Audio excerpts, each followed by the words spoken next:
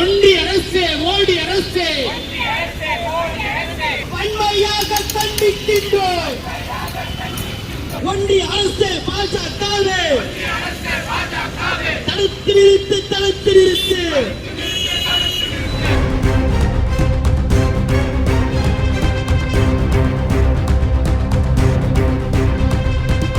தேர்வை ரத்து செய், தேர்வை ரத்து செய்.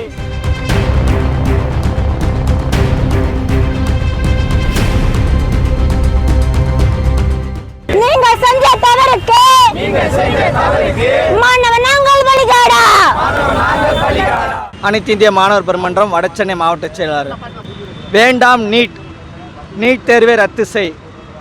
ஏன் நாங்கள் இந்த கோரிக்கை வைக்கிறோம்னா, தொடர்ச்சியாக நீங்கள் இப்போ வரைக்கும் பார்த்துக்கிட்டு இருப்பீங்க, இந்தியா முழுமைக்கும் இப்போ வரைக்கும் நடந்துக்கிற தேவையில்ல. போன முறை ஆள் மாறாட்டம், அதுக்கு முன்னாடி வினாத்தாள், அதுக்கு முன்னாடி பிட்டெடுக்க வைக்கிறாங்க, இந்த முறை அதே மாதிரி வினாத்தாள் கசிவு.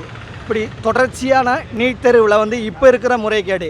இதற்கு முன்னாடி இன்னும் நீட்டில் இருக்க என்ன சிக்கல்னா, கோச்சிங் சென்டரு, லட்ச ரூபாய்க்கு கோச்சிங் சென்டர் போய் தான் நீட் எழுத முடியும். அதுவும் இல்லாமல் அதில் இருக்கக்கூடிய பாடத்திட்டம், அதில் இருக்கிற பாடத்திட்டம் மாநில பாடத்திட்டத்தோட ஒன்றி போகலை. இது மாதிரியான பல சர்ச்சைகளை கொண்டு தான் இந்த நீட் தேர்வு. இந்த நீட் தேர்வு வேண்டாம்னு சொல்லி பல கட்ட போராட்டங்கள் தமிழ்நாட்டிலிருந்து பல ரீதியான போராட்டங்களை மாணவர்கள் முன்னெடுத்திருக்கோம். இந்த நீட் தேர்வு இது ஒரு உயிர்கொல்லி நோயாகவே பார்க்குறோம். பல மாணவர்களோட உயிரை இந்த நீட் தேர்வு பறிச்சிருக்குது. இதையெல்லாம் நாங்கள் தொடர்ச்சியாக இப்போ மக்களும் பார்க்க ஆரம்பிச்சிட்டிங்க, மாணவர்களும் பார்க்க ஆரம்பிச்சிட்டிங்க. இந்த நீட் தேர்வில் மட்டும் எப்படி இந்த மாதிரியான முறைகேடு நடக்குது, இது மாதிரியான இந்த தொடர்ச்சியான முறைகேடுகளும் சரி, கசிவும் சரி, இது மாதிரியான போக்குகள் ஏன் நீட்டில் மட்டும் நடக்குது? எத்தனையோ தேசிய அளவிலான தேர்வுகள் இருக்குது, ஒன்றிய அரசாங்கம் நடத்தக்கூடிய தேர்வுகள், யூபிஎஸ்சியாக இருக்கட்டும், மற்றது எதுவாக இருக்கட்டும், அங்கெல்லாம் இந்த மாதிரி கசிவு ஏற்படுறதுக்கு துளியளவும் வாய்ப்பு இல்லாத பட்சத்தில் நீட்டில் மட்டும் எப்படி சர்வசாதாரணமாக இது மாதிரி நடக்குது அப்படிங்கிறத நம்ம பார்த்துக்கிட்டோம்னா, நீட்டை இது வரைக்கும் யாருமே பெருசாக என்ஐடி பெருசாலாம் கருதலை. நீட்டை அந்த கோச்சிங் சென்டர் மூலமாக ஓரளவுக்கு வருவாயிட்ட தான் பார்க்குறாங்க. கல்வியை ஒரு வியாபாரத்துக்கான கருவியாக பார்க்குறாங்கிறத தவிர வேறு எதுக்காண்டியும் பார்க்கல. அதனால தான் நீட்டை நம்ம வேண்டான்னு சொல்கிறோம், வேண்டாம் நீட்டுன்னு சொல்கிறோம். தமிழ்நாட்டுக்கு நீட்டை ரத்து செய்யுங்க, இல்லை விதிவிலக்கு கொடுங்க அப்படின்னு நம்ம கேட்டுக்கிட்டு இருக்கிறோம். அதன் ஒரு பகுதியாக இப்போ பார்த்திங்கன்னா 23 லட்சம் பேர் நீட் தேர்வு எழுதியிருக்கிறாங்க. எழுதி அத்தனை பேரையுமே இப்போ கொஞ்சம் கூட ஒரு மன வருத்தமோ எதுவுமே இல்லாமல் மறுபடியும் நாங்கள் மறுதேர்வு வைக்கிறோம் அப்படிங்கிறாங்க. 23 லட்சம் பேரில் எத்தனை பேர் நைட்டு பகல் தெரியாமல் படிச்சுக்கிட்டு சரியாக சாப்பாடு இல்லாமல் படிச்சுக்கிட்டு எழுதியிருப்பாங்க? அதில் முறையாக மதிப்பெண் எட்டுறவங்க எத்தனை பேர்? இப்போ ராஜஸ்தான் மாநிலத்தில் எடுத்த கசிவுக்காக ஒட்டு மொத்தமாக இந்தியா முழுமைக்கும் மறுதேர்வு எழுத சொன்னீங்கன்னா நீங்கள் சொல்லிட்டு போயிருவீங்க. மறுதேர்வு எழுதுனால வரக்கூடிய கஷ்டம், அந்த கடந்த தேர்வில் எடுத்த நல்ல மார்க் எடுத்தவனோட அவனோட நிலைமை, இதெல்லாம் கேள்விக்குறி ஆகுறதுல நீங்கள் சொல்லிட்டு போயிருங்க, படித்தவன் எப்படினாலும் படிச்சிருவான்னு சொல்லிட்டுன்னு. நீட்டு மனப்பாடம் பண்ணி எழுதுறது கிடையாது, கொஸ்டின் பேப்பர் மார்க்காக கேட்குறது, அதெல்லாம் ரொம்ப சிரமமான விஷயம்.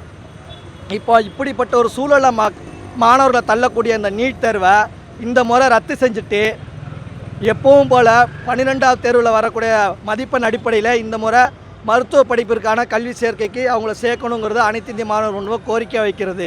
நீட் தேர்வை முழுமையாக ரத்து செய்யணும்னு சொல்லி ஒரு கோரிக்கையை வைக்கிறோம். நீட் கடைசி வரைக்குமே ஒரு வியாபார பொருளாக தான் மாணவர்கள்ட்டிருந்து வியாபாரமாக தான் பார்க்கப்படுது, இப்போவும் அதுக்கான பார்க்கப்படுது. அது உங்களுக்கு முன்னாடியே நடக்குது, கண் கூட தெரியுது. நீட் தேர்வை ரத்து செய்க அப்படிங்கிறது தான் எங்கள் மாணவர் பெருமன்றத்தோட கோரிக்கையாக வச்சுக்கிறோம்.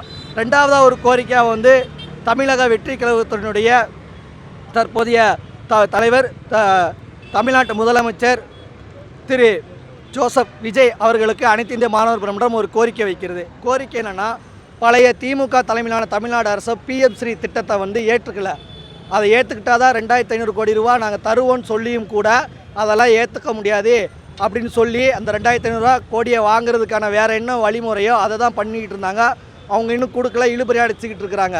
ஏன் அந்த திட்டத்தை ஏற்றுக்கிறங்கிறத திரு ஜோசப் விஜய் அவர்களும் ஒரு முறை பரிசீலனை பண்ணி வந்திருக்கிற பிஎம்சி திட்டத்தை ஏற்றுக்கொள்ளக்கூடாது, கையெழுத்திடக்கூடாதுங்கிறத நாங்கள் அனைத்து இந்திய மாணவர் பெருமன்றம் முதலமைச்சர் அவர்களுக்கு கோரிக்கை வைக்கிறோம்.